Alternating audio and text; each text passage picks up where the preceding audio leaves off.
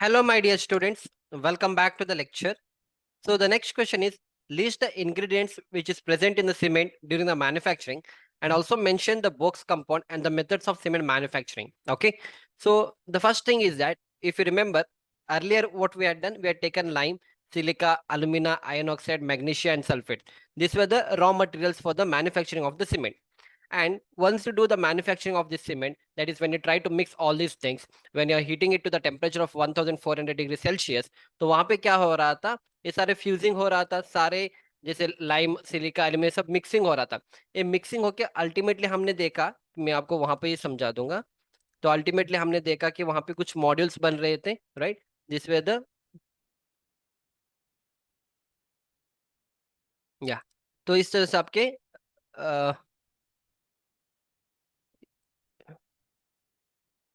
या so this is how it was happening ना, ये सारे आपने इस तरह से क्लिंकरिंग टेम्परेचर था, फिर इसके बाद इस तरह से क्या होगा, आपका सीमेंट बन जाएगा। ठीक है, अब ये सीमेंट बनने के बाद ना स्टार्टिंग में हमने जो इंग्रेडिएंट्स डाला था वो तो नहीं रहेगा, क्योंकि आपका अल्यूमिना सिलिका ये सब मिक्स होके फ्यूजिंग होके अल्टीमेटली दूसरा एक मटेरियल बन जाएगा।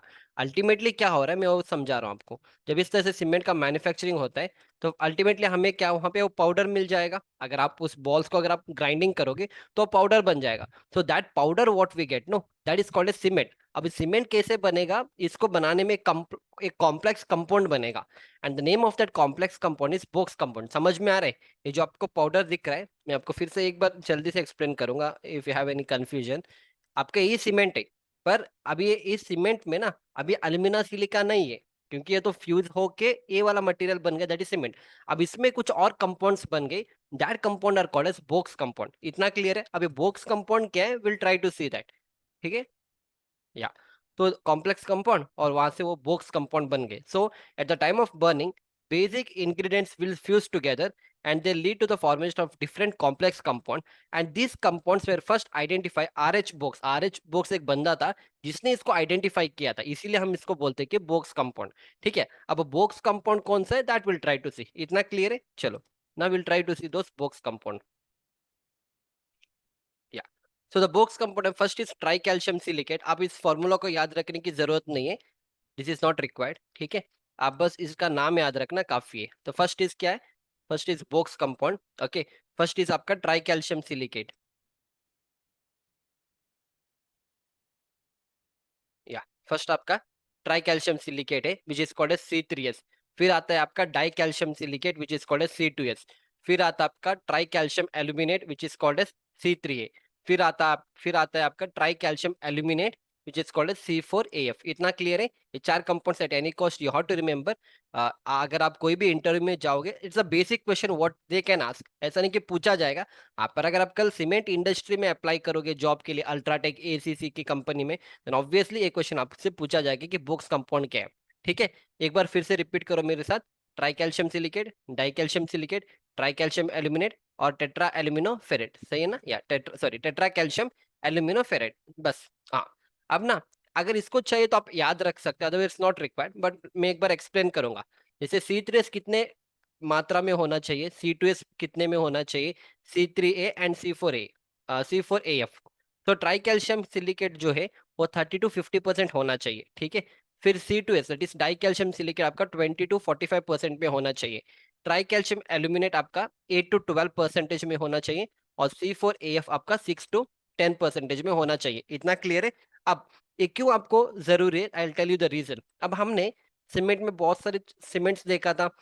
एग्जैक्टली ऑर्डिनरी पोर्टलैंड सीमेंट देखा था, रैपिड हार्डनिंग सीमेंट, फिर लो हीट सीमेंट, फिर sulphate resisting cement, hydrophobic cement and there are many types of cement.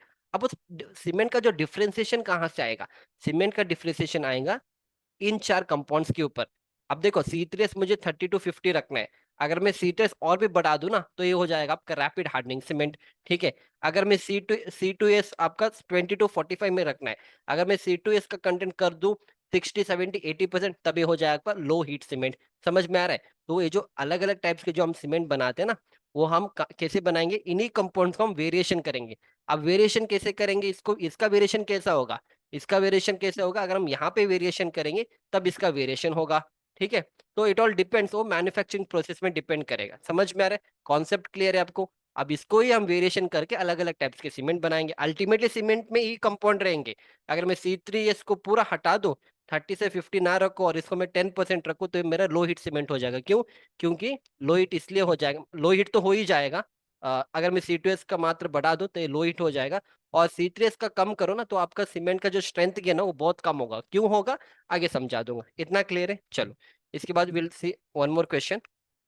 या हाँ, इसके बाद मैं एक और क्वेश्चन लूंगा, फिर इसके बाद हम सीमेंट के बारे में और भी मुझे एक्सप्लेन करो, बाद में एक्सप्लेन करूंगा। ठीक है? या next, what is the specific gravity of cement and why kerosene is use for finding the specific gravity of cement? मतलब सीमेंट का जो स्पेसिफिक ग्रेविटी कितना है, पर जैसे पानी का 1 है, ठीक है, और हम जब सीमेंट का स्पेसिफिक ग्रेविटी को फाइंड करेंगे, हम वाटर को यूज नहीं करते स्पेसिफिक ग्रेविटी। अगर आपने जियोटेक्निकल के लैब्स में सही से एक्सपेरिमेंट किया होगा, जब हम सॉइल का स्पेसिफिक ग्रेविटी सब फाइंड करते, तो हम क्या कर रहे थे, हम एक पाइक्नोमीटर ले रहे थे, उसमें हम क्या करेंगे, फर्स्ट सॉइल फिल करेंगे, फिर सॉइल के साथ हम क्या फिल करेंगे, पानी फिल करेंगे, फिर पूरा पानी फिल करेंगे और लिखेंगे W1 W2 W3।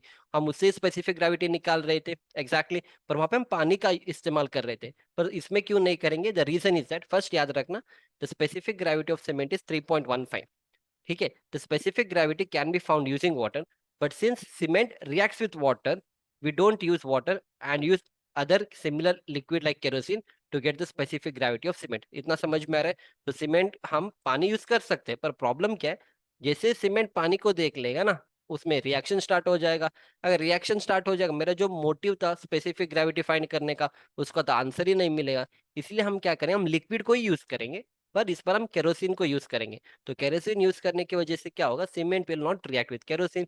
Because of this what is going to happen, specific gravity मिल जाएगा। कितना मिलना है सीमेंट का? 3.15। हमें स्पेसिफिक ग्रेविटी चाहिए। ठीक है? तो अगर आपको याद है, अगर आपके कॉलेज के टाइम में, तो आपने सारे टेस्ट किया था ना, ये आपका ली चैटर्स फ्लास्क है, फिर ये आपका सीमेंट है और एक ग्लास फनल है। तो इसके थ्रू हम क्या करेंगे, फर्स्ट सीमेंट को डालेंगे, राइट, आई मीन फर्स्ट हम केरोसिन को करेंगे, फिर हम इसमें सीमेंट को डालेंगे, और फिर हम उसमें कितना चेंज इन वॉल्यूम होगा वो हम फर्स्ट हम ना इसको डालेंगे। ठीक है? केरोसिन को फिल करेंगे और इसका मार्किंग हम मेजर करेंगे। फिर हम क्या करेंगे, थोड़ा सा यहाँ से सीमेंट लेंगे और सीमेंट को ऐड करेंगे। तो यहाँ से क्या होगा, आपका वॉल्यूम चेंज होगा। अगर वॉल्यूम डिफरेंस अगर मिल जाएगा, तो उससे हम क्या कर सकते, we can get answer for the specific gravity. बस आपको फॉर्मूला लगाना है, बाकी हमें क्या मिल जाएगा, we get a specific gravity. इतना क्लियर है? बस काफी है। ठीक है? Yeah so next question is that, हाँ, नेक्स्ट एक और क्वेश्चन भी देख लेंगे। What is initial and final setting time of ordinary Portland cement? मतलब सीमेंट का जो इनिशियल सेटिंग टाइम होता है और फाइनल सेटिंग टाइम होता है, वो कितना रखना है, दैट इज अ क्वेश्चन। तो the initial setting time of a cement should not be less than 30 minutes. It's not 30 minutes, it should not be less than 30 minutes. The initial setting time of cement should not be less than 30 minutes. और जो final setting होता है, okay, वो आपको 600 minute से ज्यादा नहीं होना चाहिए, 10 घंटे से ज्यादा नहीं होना चाहिए। ठीक है? अब ना 30 मिनट ही क्यों है, अगर 30 मिनट के अंदर अंदर हो जाएगा, क्योंकि जब आपका कंक्रीट आएगा साइड पे, या जब आप कंक्रीट में पानी डाल के मिक्स करोगे, आप आपको उसको वर्केबल करना चाहिए, मतलब थोड़े टाइम के लिए तो आपको प्लेस करने के लिए टाइम चाहिए। अब जैसे अगर आप कंक्रीट बना दो, अगर वो सेट हो जाएगा, तो इसका यूज ही क्या है? अगर आप बड़े बड़े स्लैब्स बनाओगे कल साइड पे, तो एक बार स्लैब का कंक्रीटिंग करने के लिए एटलीस्ट आपको 15-20 मिनट का टाइम तो होना चाहिए ना, क्योंकि आपका कंक्रीट आएगा ट्रांसिट मिक्सर से, पंप से आप स्लैब में डालोगे, फिर लेबर उसको इस तरह से मूव कराएगा, फिर वाइब्रेटर चलाएंगे, तब तो 10-15 मिनट वहीं पे चला जाएगा। तब तक हमें सीमेंट का सेटिंग नहीं होना चाहिए। तो that is why the initial setting time of a cement should not be less than 30 minutes. हमें 30 मिनट्स क्यों रखा है? तब तक हम अपने काम को खत्म करेंगे, जो भी हमें प्लेसिंग करना है, कॉम्पैक्शन करना है, जो भी हमें करना है, फिनिशिंग करना है, दैट विल हैपन। अब फाइनल सेटिंग टाइम क्यों 10 घंटे के ऊपर होना नहीं होना चाहिए? क्योंकि आपका सीमेंट अल्टीमेटली, हम कंक्रीट क्यों डालते हैं, कोई भी स्ट्रक्चर का वेट लेने के लिए। अगर 10 घंटे के बाद भी अगर आपका कंक्रीट सेट नहीं हो रहा है, तो उसका क्या यूज है? दैट इज वाई सीमेंट का जो फाइनल सेटिंग टाइम होता है 10 घंटे से ज्यादा नहीं होना चाहिए। ठीक है? Very simple. चलो, how initial and final setting time of cement is check. अब हमने सम वी अंडरस्टूड कि सेटिंग टाइम क्या होता है। अब इसको कैसे फाइंड करेंगे, वो ऑलरेडी आपको पता है। We can use a instrument called as Vicat apparatus एंड prepare a cement mold, and with the help of plunger we can check its initial and final setting time of cement। याद है ना? अगर आपको याद है कॉलेज के time में आपने देखो इस तरह से, this is called as Vicat apparatus, ये आपका मोल्ड है, इसमें हमने सीमेंट पेस्ट को भरा, फिर हमने क्या किया था, इस तरह से हमने इस पिन को इंसर्ट किया था, याद है ना? और ये मेरा इनिशियल सेटिंग टाइम के लिए, फाइनल सेटिंग टाइम के लिए हम दूसरा एक और प्लंजर को यूज करेंगे, और इनिशियल सेटिंग टाइम के लिए हम फर्स्ट इसको एक बार रिलीज करेंगे प्लंजर को, तो क्या हो जाएगा, डायरेक्टली नीचे चला जाएगा। इसका मतलब है वो ऑलरेडी बहुत प्लास्टिक स्टेट में है। तो हम ना, और फिर हम क्या करेंगे, 5 मिनट के बाद फिर से हम टेस्ट करेंगे, फिर हम 10 मिनट के बाद और देखेंगे, 15 मिनट के बाद और देखेंगे। तो वहां पे कुछ लिखा रहेगा कि आपको टॉप से इतना वैल्यू आना चाहिए, नहीं तो नीचे से आपको 5 to 7 mm आना चाहिए, नहीं तो टॉप से आपको 33 से 35 mm का रीडिंग आना चाहिए। तो यहाँ पे आपका रीडिंग रहेगा, याद है ना ये सारी चीज। तो ये सारी चीज you should be knowing, okay. मैंने फिर से इमेजेस ऐड किया है, हाँ आपको यहाँ से पूरा आइडिया लग जाएगा। देखो, हमने इसमें सीमेंट पेस्ट भर दिया है, फिर ये आपका प्लंजर है, इस प्लंजर के ऊपर आपका रीडिंग रहेगा, ठीक है। तो हम इनिशियल सेटिंग टाइम इस तरह से फाइंड करेंगे। जब आप ऊपर से प्लंजर रिलीज करोगे ना, तो अब मैं बताऊंगा आपको वैल्यू कितना आना है, ठीक है। इस तरह से आपका वैल्यूज आना चाहिए। और जब आप फाइनल टेस्टिंग करोगे, तो फाइनल टेस्टिंग के लिए क्या होगा, आपका पूरा मोल्ड सूख जाएगा। फाइनल टेस्टिंग कब करेंगे, 9 घंटे के बाद ही करेंगे, क्योंकि हमें पता है फाइनल सेटिंग टाइम सीमेंट का होगा 10 घंटे से ज्यादा नहीं होना चाहिए। तो 8 घंटे या 8.5 या 9 घंटे के बाद ही हम एक बार टेस्टिंग करेंगे, तब तक आपका सीमेंट लगभग सूख जाएगा। और इस तरह से इंप्रेशन क्रिएट करना है, देखो इस तरह से इंप्रेशन चाहिए हमें, ठीक है। इस तरह से हमें इंप्रेशन करना है, ठीक है। तो इस तरह से हम सारी चीज लैब में करेंगे, फिर बाकी ये सब आपको याद है, इस तरह से अपने कॉलेज के टाइम में किया था। बस इसको याद रखना है कि प्रोसीजर सिंपल, अपने वर्ड्स में इसको एक्सप्लेन करना है। अगर इंटरव्यू में पूछेंगे कि आप कैसे बनाते हो, आप बना दो, आप बता सकते हो कि हम फर्स्ट सीमेंट का पेस्ट बनाएंगे, सीमेंट का पेस्ट बना के इस तरह से मोल्ड में हम इसको लगाएंगे। फिर इसके बाद ये आपके पास प्लंजर रहेगा और इसमें 2 नीडल्स रहेंगे, और उसके थ्रू हम इसका रीडिंग देखेंगे, ताकि हमारा जो वैल्यू होगा 33 से 35 रहेगा। नहीं तो 5 to 7 mm हमें चाहिए, ओके। देखो यहाँ से ये सारे वैल्यूज यहाँ पे लिखा है, 30, 40, 30, ओके, फिर 20, और यहाँ पे 10 लिखा रहेगा, right. You getting my point. So in this way आपको वैल्यूज को रीड करना है। फिर हम यहाँ पे लिखेंगे, देखो initial setting time of cement कितना मिला, 85 minutes, it is greater than 30 minutes, तो exactly. And final setting time of cement is 390 minutes, 390 minutes is less than 600 minutes, so it is okay. So as per IS 269-1970 एक code book है। इस code book में आपको हर एक चीज दिया जाएगा कि आपको इनिशियल सेटिंग टाइम कितना रखना है, फाइनल सेटिंग टाइम कितना रखना है, फाइनस कितना होना चाहिए, हर एक टेस्ट, हर एक चीज आपको इस कोड बुक में दिया जाएगा। बेस्ड ऑन दैट ओनली हम इसको करेंगे, ठीक है। मैं आपको कोड बुक भी समझा दूंगा आगे, हाँ, राइट। या देखो, वही वही चीज है, अभी कोड बुक का ही मैंने इमेजेस लिया है, मैं आपको कोड बुक पे एक बार दिखा दूंगा अभी। चलो मैं आपको डायरेक्टली कोड बुक ही दिखा दूंगा, okay. Give me a minute. या सो दिस इज IS 269-2013 का कोड बुक है। ये ऑर्डिनरी पोर्टलैंड सीमेंट 33 ग्रेड के लिए, ठीक है। तो यहाँ पे हर एक चीज दिया जाता है। तो फर्स्ट देखो, हम यहाँ यहाँ से स्टार्ट करेंगे, okay. Will start from here. बस आपको कोड बुक देखो, आप ऑनलाइन मैं अपडेट कर दूंगा, अगर नहीं है तो आप गूगल से डाउनलोड कर लेना, ठीक है। तो देखो सारे चीज यहाँ पे दिया जाएगा। अगर आप 33 ग्रेड का सीमेंट यूज कर रहे हो, तो उसका फाइनेंस कितना होना चाहिए, इट इज 225 मीटर स्क्वायर पर केजी, ठीक है। और उसके लिए कौन सा कोड बुक है, IS 4031। फिर साउंडनेस के लिए बाई ली चैटस मेथड अगर आप करोगे तो आपको 10 रखना चाहिए, ऑटोक्लेव मेथड से करोगे तो 0.8 होना चाहिए।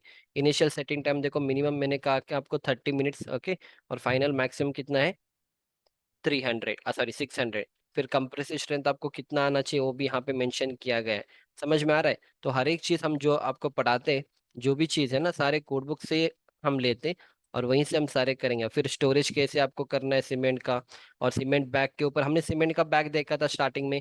तो पैकिंग आपको कैसे करना है, जूट सैकिंग बैग में करना है या मल्टी वॉल पेपर स्टैक में कर सकते हो, ठीक है।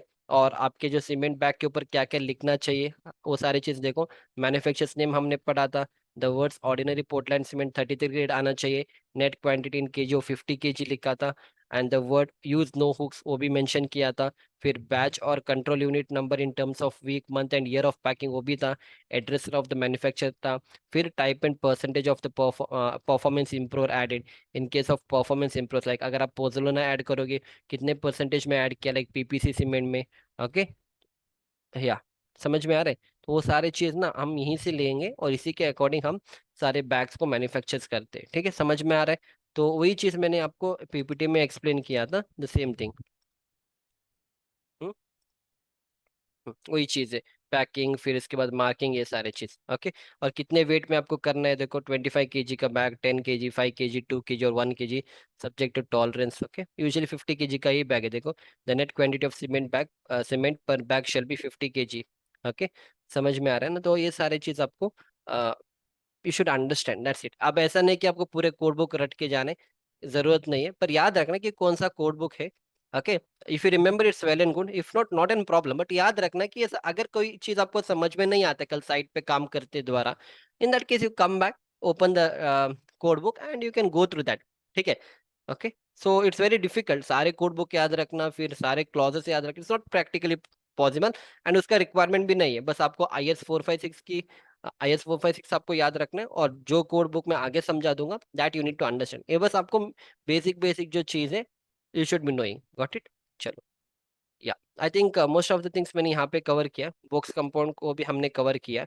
ठीक है? और भी देखेंगे, अभी तो मैंने सिर्फ आपको बॉक्स कंपाउंड C3S C2S के बारे में एक्सप्लेन किया है, पर C3S क्या करेगा, C2S क्या करेगा, C3A क्या करेगा, C4AF क्या करेगा, वी डोंट नो। वो भी हम देखेंगे। टाइप्स ऑफ सीमेंट अभी भी बचा हुआ है, वो भी मैं आपको आगे कवर करूंगा। ठीक है? So I hope you have enjoyed my lecture up to here. Will see you back in the next lecture. Thank you.